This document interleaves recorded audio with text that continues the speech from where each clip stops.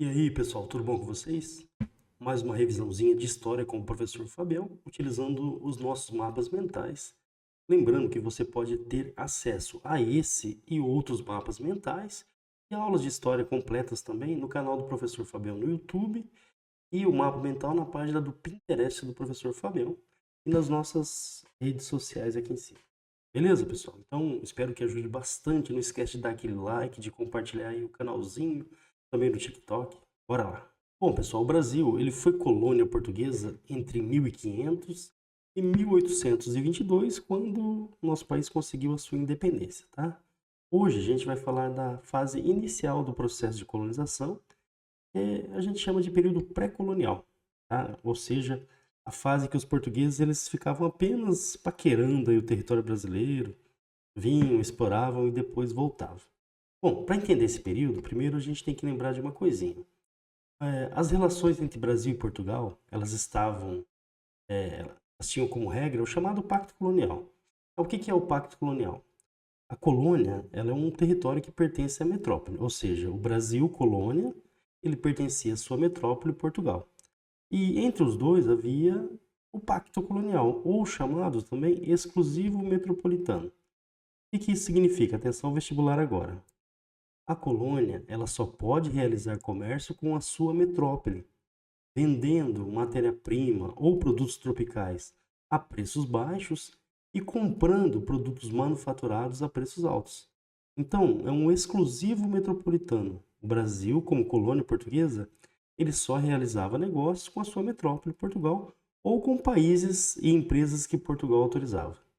Outra característica importante é que Portugal proibia a produção de manufaturas na colônia. Ora, isso é fácil de entender. Por que Portugal proibia a fabricação de tecidos, de ferramentas aqui no Brasil? Porque eles queriam que o Brasil importasse deles, comprasse produtos industrializados da metrópole, onde a metrópole levava uma grande vantagem, cobrando lá o preço que bem entendia.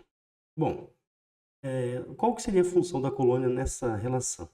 A colônia seria o quê? Fornecedora de produtos tropicais ou de produtos em que Portugal, por exemplo, não poderia fazer no seu território. Lembrando que quando os portugueses vieram para cá, eles estavam em busca de riquezas, riquezas prontas principalmente. Ouro, prata, pedras preciosas. E no início, eles não vão encontrar as riquezas minerais, tá? Então, a colônia, o Brasil para Portugal, era aí uma fonte de riquezas, de exploração. Outra coisa importante, né? Que produtos manufaturados, né, que Portugal vai autorizar por aqui? Por exemplo, produtos que Portugal não conseguia produzir diretamente em seus territórios. No caso da cana-de-açúcar. É por isso que o Brasil vai ser, durante muito tempo, o principal fornecedor de açúcar de Portugal e do planeta, tá? Afinal, o nosso território ele era ideal para essa cultura. Bom, como os portugueses eles não encontraram ouro, pedras preciosas, diamantes, esmeralda, prata, eles aproveitaram o que? A riqueza que encontraram no início. E qual riqueza era essa? O pau-brasil, o pau de tinta, né, pessoal? Uma madeira que existia em abundância na Mata Atlântica. Lembrando que a Mata Atlântica era a grande floresta que existia em praticamente todo o litoral brasileiro. Ela foi devastada. Hoje a gente tem praticamente 10% dessa gigantesca floresta, tá? Então uma perda aí ecológica gigantesca, tá? Bom, o pau-brasil, para que serviu o pau-brasil? O pau-brasil, o interior dele é muito vermelho, um vermelho vivo que lembra brasa, tá? Por isso pau-brasil. E os portugueses utilizavam para fazer um corante, uma tinta para tecidos vermelha, tá? Além disso, a madeira é muito boa para fazer móveis, embarcações. Então essa vai ser a primeira atividade econômica dos portugueses por aqui, tá? Bom, quem cortava madeira? Quem cortava madeira eram os nativos, tá? Os indígenas, os povos originários é que cortavam a madeira e eles trocavam com os portugueses por produtos, né, que os portugueses traziam da Europa. E lá na Europa não tinham muito valor, tá? E os portugueses aproveitavam o interesse dos índios para trocar pela madeira. Como é um comércio, um tipo de comércio que não envolve dinheiro, troca mercadoria por mercadoria, a gente chama do que? De escambo, né? Não envolve ali dinheiro, você troca mercadoria por mercadoria. Atenção vestibular aqui, tá? Em relação ao pau-brasil ainda, o governo português, o rei de Portugal, o rei ele se considerava dono de toda a madeira. Então, riqueza do pau-brasil seria do rei de Portugal. Então, o que que o rei fez? Ele arrendou a exploração do pau-brasil. Atenção. Ah, professor, o que que é arrendar? Ele vendeu o direito de exploração da madeira aos chamados cristãos novos. A quem são os cristãos novos? Atenção de novo, pessoal, às provas. Cristão novo é como a gente chama judeus que eram convertidos ao cristianismo, ao catolicismo. Ah, professor, por que que os judeus faziam isso? Além da perseguição religiosa, o governo português só fazia negócio com quem era católico. Por isso, muitos judeus eles se convertiam ou fingiam que se convertiam para poder realizar negócios com o governo português. Por exemplo, um dos primeiros arrendatários aí ao Brasil foi o Fernão de Noronha, né? Acho que vocês conhecem esse nome, né, pessoal? Fernão de Noronha, Fernando de Noronha. Esse nome é o nome daquela ilha paradisíaca que a gente tem no litoral, tá? No início, os portugueses eles realizavam basicamente expedições exploratórias. Então, nos primeiros 30 anos aí de exploração portuguesa, os portugueses não vieram para colonizar ainda, eles estavam apenas reconhecendo o território. Nesse processo, esse personagem aqui, gente, atenção, Américo Vespúcio, ele tem um papel muito importante. Aí a gente começa por aqui, ó. Esse nome, Américo, só tá faltando aqui um pedacinho. É Américo, tá? Não Américo. Américo Vespúcio. O nome dele, pessoal, acabou servindo para nomear o nosso continente, o continente americano. Tá? Então ele foi muito importante aí no reconhecimento, principalmente aqui do litoral brasileiro, em parte do litoral da América do Sul, tá? Bom, Américo Vespúcio ele foi responsável pelo reconhecimento aí inicial do território brasileiro. Né? Vários locais aí foram nomeados por ele, inclusive, tá? E ele foi responsável, atenção, pela fundação da primeira feitoria. O que é feitoria? Uma espécie de armazém que os portugueses fundavam para realizar negócios com os povos nativos. Tanto na África quanto aqui no Brasil, os portugueses eles vão fundar várias feitorias. A primeira feitoria foi fundada em 1503, onde atualmente fica a cidade de Cabo Frio, lá no Rio de Janeiro. Tá, pessoal? E o Américo Vespúcio ele vai iniciar esse comércio de pau-brasil, vai fazer contato com os nativos, ele vai fazer a primeira entrada também, tá? Entrada que era uma expedição de reconhecimento no interior. Lógico que eles não avançaram muito nesse momento, né? Mas fizeram a primeira entrada de reconhecimento. E foi ele, o Américo Vespúcio, que levou o primeiro carregamento, né, de pau-brasil para Portugal. Tá? Lógico, ganhando muito dinheiro, né? Essa madeira era cara.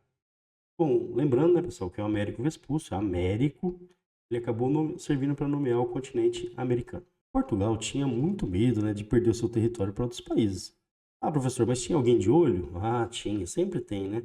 Os franceses, por exemplo, estavam de olho, os espanhóis, os holandeses, os ingleses, os franceses, já falei, né? Bom, então, para tentar proteger o território, Portugal criou as chamadas expedições guarda-costas. Aí pelo nome fica fácil, né? Expedição guarda-costa. Eram expedições formadas para tentar proteger o litoral e evitar invasões, evitar contrabandos de franceses, por exemplo, tá? Bom, obviamente que não deu certo, por quê? Pensa no tamanho do litoral brasileiro. Eram, por exemplo, 3 caravelas para patrulhar o litoral brasileiro. Obviamente que foi um fracasso, tá? Essa tentativa de proteger o território. Então, o que que o governo português vai começar a perceber? Que a melhor forma de proteger o território era colonizando, ou seja, trazendo gente para morar aqui, tá? Então, atenção. Os portugueses estavam preocupados, né, na proteção do território e teve outro fator muito importante, ó, a gente vem aqui para cima agora, que foi o comércio de especiarias. Aí, pessoal, ó, lembrando dessa parte. O que era o comércio de especiarias? Lá no Extremo Oriente, região que os europeus chamavam de Índias, existiam produtos que os europeus apreciavam muito, entre eles muitos temperos, né, chamados de especiarias, e tecidos também, seda, por exemplo, porcelana, vários produtos que vinham do Extremo Oriente. Portugal, quando conseguiu descobrir, né, consolidar o caminho para as Índias via Oceano Atlântico, se transformou na principal potência econômica do mundo vendendo essas especiarias. Mas com o passar do tempo, né, a concorrência de outros países que também entraram no negócio, né, por exemplo, a Espanha, a Inglaterra, a França, houve queda no preço das especiarias, que no início eram muito caras. Então, o principal negócio português, que era o comércio de especiarias, ele acabou entrando em decadência. Isso levou Portugal a fazer o quê? A procurar uma outra opção econômica. Aí o Brasil começou a ganhar importância. Então, Portugal, assim, nos primeiros 30 anos não deu muita bola para o território brasileiro, mas precisava proteger, e o seu principal negócio, que era o comércio de especiarias, entrou em decadência. Por isso, a decisão de colonizar o território brasileiro. E, bom, Dom João III, né, tem até o apelido de O Colonizador, ele vai formar a primeira expedição colonizadora. Atenção, pessoal. Até então, os portugueses eles tinham apenas expedições exploratórias. Agora, expedição colonizadora, ou seja, para trazer gente para morar aqui. Essa expedição ela foi chefiada por Martim Afonso de Souza. Então, ali por volta de 1530, chegaram os primeiros portugueses para colonizar o território. Foram 5 embarcações e vieram ali por volta de 400 pessoas, né, pessoal, para iniciar esse processo de colonização. Lembrando, ocupação do território e também proteção do território. Foi ele, né, São Vicente, Martim Afonso de Souza, que vai fundar a primeira vila do Brasil, a vila de São Vicente, né, pessoal, considerada a cidade mais antiga do nosso país. Outra coisa muito importante, tá? Foi fundado o primeiro engenho do Brasil. Lembrando, o que é um engenho?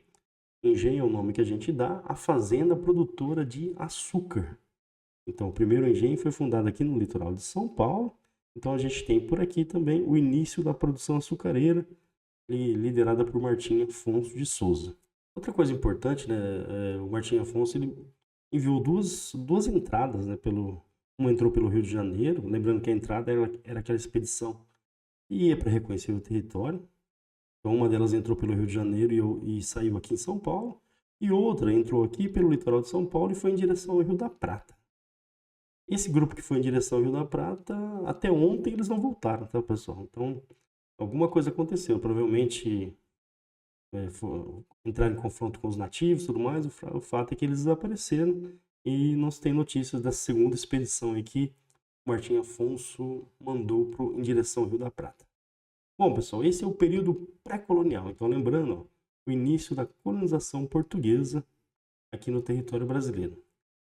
É um aspecto que para chamar a atenção, né, pessoal? Lembra? Não pode esquecer o significado do Pacto Colonial, que era a relação entre metrópole e colônia, país europeu e colônia americana. Bom, gente, tá aí o nosso período pré-colonial. Espero que essa revisãozinha curta ajude bastante. Lembrando, se você quiser estudar utilizando esse mapa impresso, você pode entrar no Pinterest, por exemplo, e baixar o mapinha esse outros, né? O mapinha do período pré-colonial e estudar à vontade em casa também. Beleza, pessoal? Grande abraço. Não esquece nossas redes sociais. Beleza? Beijão.